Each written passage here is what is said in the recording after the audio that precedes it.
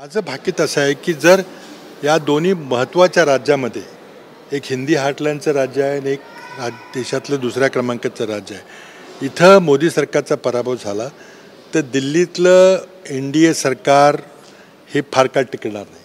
त्यामुळे अत्यंत महत्त्वाच्या निवडणुका तरी कशाही काही करून या निवडणुका जिंकल्या पाहिजेत. त्यामुळे या महाराष्ट्रामध्ये तरी किमान जातीय दंगली केल्याशिवाय आपल्याला ही निवडणूक जिंकता येणार नाही हे RSS भाजपने ठरवलेलं आहे.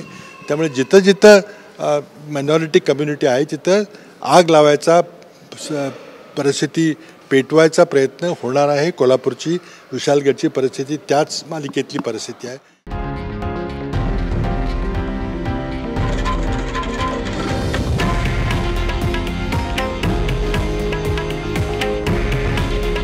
हे आहे देशातील नंबर 1 न्यूज नेटवर्क आणि आपण पाहत आहात TV9 मराठी. काळजी तुमची, हित महाराष्ट्राचं.